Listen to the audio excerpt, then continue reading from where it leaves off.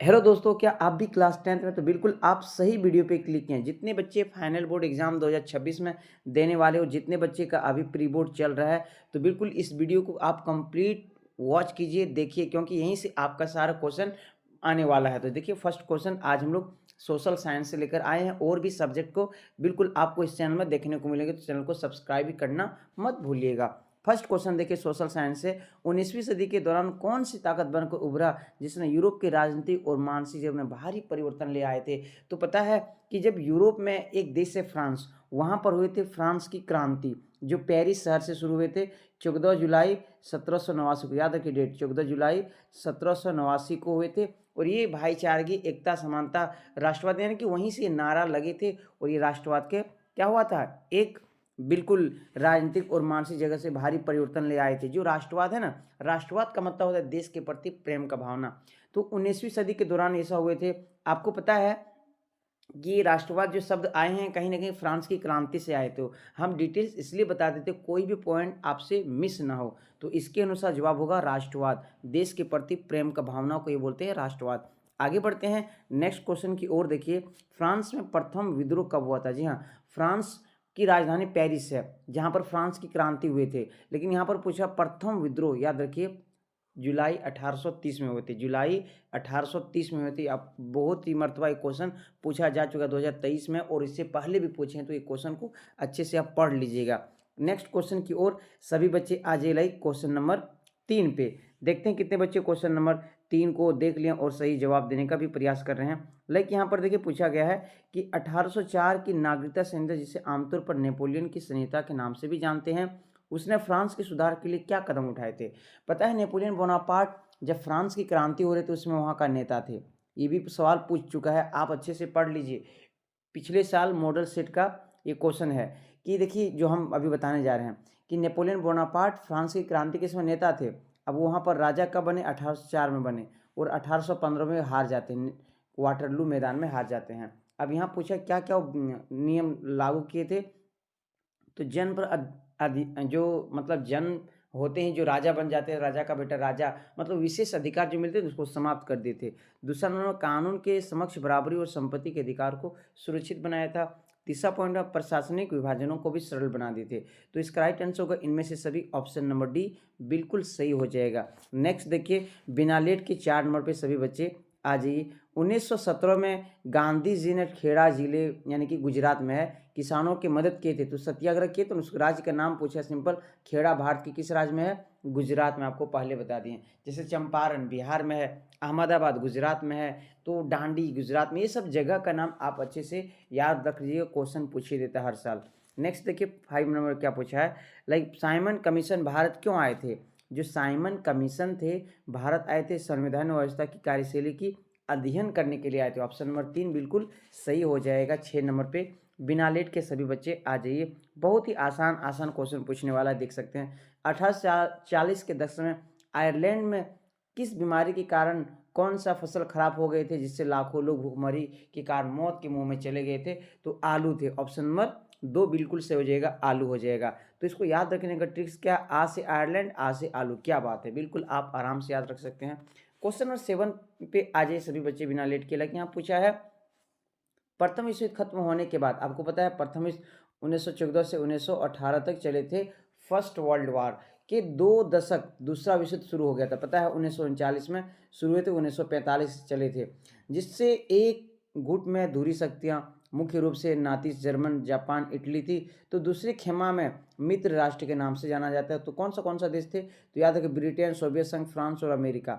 Britain, Soviet संघ, France और America, ये 4 देश हो जाएगा। ऑप्शन नंबर बिल्कुल 3 राइट आंसर हो जाएगा। नेक्स्ट क्वेश्चन की ओर बिना लेट के मूव कीजिए, सभी बच्चे आ जाइए, क्या बात है। नेक्स्ट क्वेश्चन नंबर 7 पे ये रहा आपके स्क्रीन के सामने, थोड़ा पढ़ लीजिए।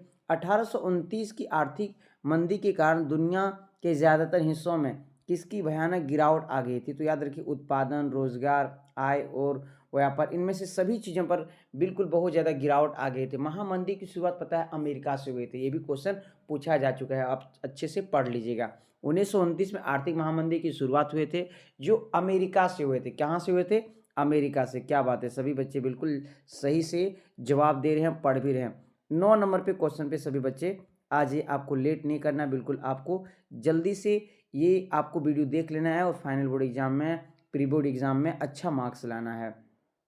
लाइक यहाँ पर देखिए क्वेश्चन पूछा, बुनकरों को कच्चे कपास की समस्या का सामना क्यों करना पड़ रहा था। जो बुनकर थे तो उसको कपास के निर्यात की वृद्धि में, जैसे ब्रिटेन बहुत ज़्यादा कपास को भेज दिया गया था, तो कपास, कच्चे कपास की निर्यात में वृद्धि। ऑप्शन नंबर ए सही आंसर हो जाएगा। बच्चा ने बिल्कुल गलत कर दिया है, ये टिक किया हुआ है, तो आप बिल्कुल गलत मत कीजिएगा इसके जैसा, है ना।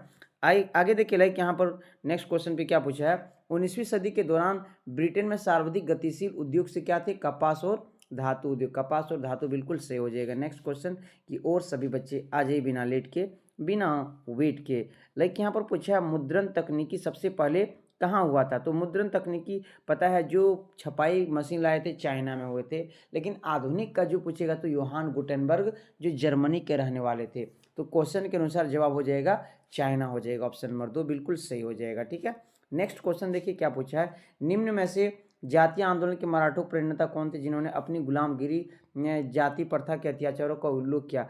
देखो लाइक जो लड़कियों को नहीं पढ़ाने पर समाज तुले हुए थे, तो उस पर जो ज्योतिबा फुले थे, ज्योतिबा फुले ने किताब लिखी थी गुलामगिरी और अत्याचार, ये सब चीज़ों को पूरा मेंशन किया। तो महात्मा ज्योतिबा फुले, इसकी पत्नी का नाम था सावित्रीबाई फुले, जिसके नाम पर लड़कियों को बहुत सारे पैसे मिलते हैं। बाय द वे आपको मिले होंगे तो कमेंट कीजिएगा, नहीं मिले तो हम क्या कर सकते हैं।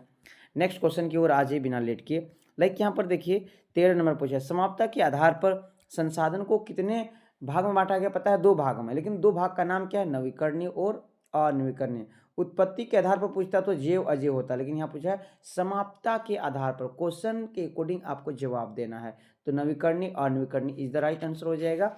नेक्स्ट क्वेश्चन की ओर मूव कीजिए। लाइक 14 नंबर में पूछा है, नेक्स्ट देखिए यहाँ पर, संसाधनों की अंधाधुंध कटाई शोषण करने से वैश्विक परिस्थितियां उत्पन्न हो सकती, किस प्रकार। भूमंडलीय तापमान बिल्कुल बढ़ जाएगा, ओजोन परत का क्षति होगा, बिल्कुल सही बात है, पर्यावरण प्रदूषण होगा, बिल्कुल सही है। तो इनमें से सभी हो जाएगा। Option number D is the right answer हो जाएगा। आगे बढ़ते बिना लेट के क्वेश्चन नंबर 15 पे सभी बच्चे आ जाइए। वन और वन्य जीव का संरक्षण करना आवश्यक है। क्यों भाई, क्यों आवश्यक है।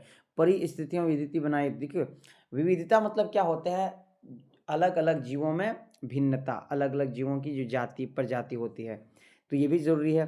जीव साध्य संसाधन जलवायु मृदा बनी रहती है, बिल्कुल सही बात है। बेहतर जनन के लिए वनस्पति और पशुओं में जीनी विविधता की संरक्षित करती है, बिल्कुल सही। तीनों पॉइंट सही, तो इनमें से सभी बिल्कुल सही हो जाएगा। ठीक है, नेक्स्ट क्वेश्चन की ओर आ जाए बिना लेट किए। 16 नंबर पे देखते हैं कितने बच्चे 16 नंबर का जवाब दे पाते हैं। यहाँ पर देखिए, वन और वन्य प्राणियों के संरक्षण के लिए हमें किस वनों को सर्वाधिक मूल्यवान माना जाता है। आरक्षित वन, बिना लेट के आपको बता दें आरक्षित वन मूल्यवान होता है, आरक्षित। नेक्स्ट देखिए, ये रहा आपके सामने 17 नंबर में, प्रचुर मात्रा में जल उपलब्ध होने के बावजूद जल किन कारणों से प्रदूषित और मानव उपयोग के लिए खतरनाक बनते जा रहे हैं। तो घरेलू अपशिष्ट, देखो अभी वर्तमान में बहुत ही ज़्यादा जल क्या हो गया, प्रदूषित हो गया, क्योंकि कल कारखाने की वजह से। पहला ऑप्शन में रसायन उद्योग से हम लोग खाद का प्रयोग कर रहे हैं एकदम लगातार, जिससे मछली मर रही खेतों का, कीटनाशक और कृषि के प्रयुक्त उर्वरक के प्रयोग से, इनमें से सभी, तो सभी रीज़न है भाई, इनमें से सभी। अगर अक्सर क्वेश्चन में देखिए 90+ मतलब 90% चांस होता है इनमें से सभी वाला सही होता है, और इनमें से कोई नहीं वाला गलत होता है। तो आप जब आप देखिए तीनों ऑप्शन पढ़ेंगे, जब समझ नहीं आएगा तो इनमें से सभी आंख बंद करके मार दीजिए, हो ना हो सही हो जाएगा। 90%, हम 100% नहीं बोले हैं। ठीक है, आप अच्छे से पढ़ना जरूरी है। अब ये नहीं कि बिना देखे गोली मारते जाना, इट मीन्स लाइक यहाँ पर लिखते जाना है, तो आपको पढ़ना जरूरी है। उसके बाद आप तुक्का मार सकते हो क्वेश्चन में, ऐसा नहीं है। 18 नंबर पर देखिए, मानसून के आगमन के साथ जो फसलें बोई जाती है वे किस फसल के अंतर्गत आती है। तो खरीफ फसल, खरीफ फसल पता है धान है, मकई है, बाजरा है, जो बारिश शुरू होते हैं और क्या करते हैं, बोना शुरू कर देते हैं, रोपना शुरू कर देते हैं, अपनी भाषा में बोले तो। नेक्स्ट देखिए, लाइक 19 नंबर पे ये रहा क्वेश्चन आपके स्क्रीन के सामने, जल्दी से पढ़ लीजिए। लाइक पवन और सौर ऊर्जा संसाधन की बहुतायत भारत के किस राज्य में अधिक पाई जाती है। तो बच्चे को पता है राजस्थान में, और राजस्थान की राजधानी क्या है, नीचे कमेंट बॉक्स में बिल्कुल बता देने का। नेक्स्ट क्वेश्चन की ओर मूव करते हैं। ये रहा आपके स्क्रीन के सामने। लाइक 20 नंबर पूछा है, जल और उर्वरक में लाइक के अधिक अविवेकपूर्ण प्रयोग से क्या समस्या पैदा हो सकती है। यहाँ पूछा है सवाल सिंपल से, जल और उर्वरक के अधिक और अविवेकपूर्ण प्रयोग से समस्या क्या क्या हो सकता है। जो जलाक्रांत हो सकता है, यानी कि पानी ज़्यादा बढ़ जाएगा तो बिल्कुल सड़ जाएंगे फसल, पेड़ पौधा के जो जड़ होते हैं सड़ जाएंगे और वहाँ से भी नुकसान होगा। लवणता, ज़्यादा पानी में लवण की मात्रा हो जाएगा तो भी दिक्कत है। सूक्ष्म पोषक तत्व कमी हो जाएगी, इनमें से सभी। तो देखिए इनमें से सभी 5-6 क्वेश्चन है, सब में इनमें से सभी ये सही हुआ। क्या बात है, ये ट्रिक तो काम कर रहा है भाई। तो आप भी बिल्कुल ये तुक्का मार लीजिएगा। औद्योगिक विकास की रीढ़ के रूप में किस खनिज को महत्वपूर्ण माना जाता है? तो लो एस को माना जाता है। लो एस का बिल्कुल सही हो जाएगा। नेक्स्ट क्वेश्चन की ओर मूव कीजिए सभी बच्चे। यहाँ पर देखिए क्वेश्चन 22 नंबर में क्या पूछा है, आपके स्क्रीन के सामने है। किस प्रकार की खनिज का प्रयोग आणविक ऊर्जा के उत्पादन में होता है? तो याद रखिए यूरेनियम और थोरियम। यूरेनियम जो दुनिया का सबसे महंगा पदार्थ होता है, और आप झारखंड से तो पता है जादूगोड़ा, जो एक जगह का नाम है, जादूगोड़ा में यूरेनियम निकलता है और रेडिएशन बहुत खतरनाक होते हैं, महंगा तो होते हैं भाई बट बहुत खतरनाक है। वायु प्रदूषण निम्न में किस पर अपना दुष्प्रभाव डालते हैं? जो वायु प्रदूषण, हवा जब गंदे हो जाते हैं तो मनुष्य पर, मानव स्वास्थ्य पर, पशुओं पर, पौधों पर, इनमें से सभी। देखिए ये भी इनमें से सभी सही हो गया। क्या बात है भाई, 6 का 6 भी सही हो गया। आगे बढ़ते बिना लेट के हम लोग लाइक क्वेश्चन नंबर 23 पे आते हैं। यहाँ पर ये क्वेश्चन नंबर 23 में क्या पूछना चाहता है, आप अच्छे से इसको पढ़ लीजिएगा, उसके बाद जवाब देने का प्रयास कीजिएगा। 23 हो गया, 24 सॉरी। अब देखिए बेल्जियम में अल्पसंख्यक की किस भाषा बोलने वाले तुलनात्मक रूप से ज़्यादा समृद्ध और ताकत होती है? फ्रेंच होगा, यहाँ पर डच नहीं होगा, फ्रेंच होगा। क्या होगा? फ्रेंच बिल्कुल सही हो जाएगा। बिना लेट के हम लोग, आपको पता है कि बेल्जियम के बारे में पूरा स्टोरी आपको पढ़ाया गया था। वहाँ पर डच का आबादी कितना था, फ्रेंच का आबादी कितना था, जर्मन का आबादी कितना था। तो ये सभी ये वहीं का रहने वाले तीनों भाषा बोलने वाले के थे। नेक्स्ट देखिए लाइक 25 में 1956 में श्रीलंका में कानून बनाया गया था। श्रीलंका पता है, श्रीलंका की राजधानी कोलंबो है, जहां पर सिहली और तमिल के बीच बहुत संघर्ष चल रहे हैं। किन किन बातों को जोड़ा गया? सिहली को एकमात्र राजभाषा घोषित कर दिया, सरकारी नौकरी को सिहली में प्राथमिकता दी गई, बौद्ध धर्म को संरक्षण और बढ़ावा दिया। इनमें से सभी, देखिए भाई इनमें से सभी ये भी सही हो गया। बिल्कुल जितने बच्चों ने इनमें से सभी तुक्का मार के लगाया होगा उसका तो भाई बल्ले बल्ले हो गया होगा। आपका भी हो जाएगा, आप भी पढ़िए मन लगा के और आगे बढ़िए। तो श्रीलंका में बता दें वहाँ पर सिहली ज़्यादा है, तो तमिल पर क्या करते हैं? अत्याचारी कहीं ना कहीं करते हैं। तो इसी के बारे में क्वेश्चन पूछा गया था। नेक्स्ट क्वेश्चन की ओर, बाय द वे आप नीचे कमेंट बॉक्स में बताइए तमिल कितना % है, सिहली कितना % है। नेक्स्ट क्वेश्चन तब तक हम देखते हैं, ठीक है। लाइक यहाँ पर पूछा गया अगला क्वेश्चन, आप स्क्रीन में देख सकते हैं। कौन कार्यपालिका विधायिका द्वारा बनाए गए कानून पर अंकुश करता है? तो न्यायपालिका करता है भाई। न्यायपालिका कौन करते हैं? न्यायपालिका। न्यायपालिका क्या करते हैं? न्याय दिलाते हैं। ऑप्शन नंबर 3 बिल्कुल सही हो जाएगा। आगे देखिए पोखरण, जहां भारत ने 1998 में अपने परमाणु परीक्षण किए थे, वह पोखरण भारत के किस राज्य में है? राजस्थान में। बच्चा बच्चा को हम पढ़ा दिए भाई, आप भी अगर क्लास आए होंगे तो पढ़े होंगे। राजस्थान में, पोखरण कहाँ पर है? राजस्थान में। आगे देखिए क्वेश्चन, नेक्स्ट क्वेश्चन क्या है आपके स्क्रीन के सामने। यहाँ पर सामाजिक विभाजन अधिकांश किस आधार पर होते हैं? जो समाज का विभाजन होता है जन्म के आधार पर होते हैं, जन्म के आधार पर ही सामाजिक विभाजन होते हैं। आगे देखिए 29 नंबर में सांप्रदायिक, आपको ये वर्ड सुन करके, सांप्रदायिक राजनीति इस सोच पर आधारित है कि धर्म की राजनीति समुदाय का निर्माण करता है। इस मानने के अनुकूल सोचना, क्या अनुकूल मतलब उसके अनुसार सोचना, क्या सांप्रदायिकता। सांप्रदायिकता ये अच्छी वर्ड है, सुनने में लग रहा है लेकिन अच्छा काम नहीं है। सांप्रदायिकता जो होता है ना कि धर्मों के बीच क्या करते हैं, कहीं ना कहीं से भेदभाव बहुत ज़्यादा बढ़ जाते हैं। तो इसका राइट आंसर है सांप्रदायिकता, गलत हो जाएगा, है ना, धर्मनिरपेक्ष नहीं होगा। आगे देखिए लाइक 30 नंबर में लास्ट वन क्वेश्चन है, आप अच्छे से इसको देख लीजिए। किस राज्य में शिशु मृत्यु दर सबसे कम है? तो केरल में, क्योंकि पढ़े लिखे की तादाद ज़्यादा है, स्वास्थ्य का सुविधा अच्छा है। तो बिल्कुल 30 क्वेश्चन आपको आंसर, अगर सही सही आप जवाब दे रहे हैं तो बिल्कुल आपका तैयारी सही जा रहा है। अगर आप अच्छे से जवाब नहीं दे पा रहे हैं तो खूब पढ़िए और सभी वीडियो को देखिए, कंप्लीट वॉच कीजिए और लाइक भी कीजिए, कमेंट भी कीजिए। अगर आप लाइव क्लास ज्वाइन करना चाहते हैं तो बिल्कुल डेली 7 बजे इस चैनल पे आ सकते हैं। मिलते हैं नेक्स्ट वीडियो में नेक्स्ट सब्जेक्ट के साथ, तब तक के लिए पढ़िए और खूब आगे बढ़िए।